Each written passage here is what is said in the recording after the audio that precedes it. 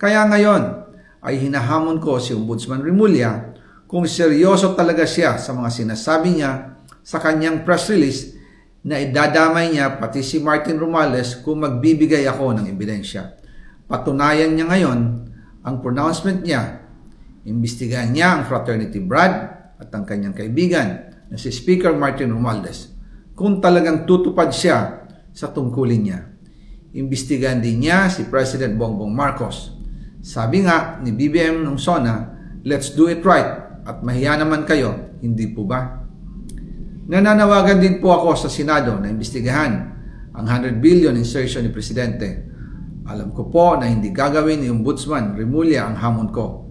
Pero magaling ang Senado sa imbestigasyon at ako ay naniniwala na dahil sa kanila lalabas ang katotohanan.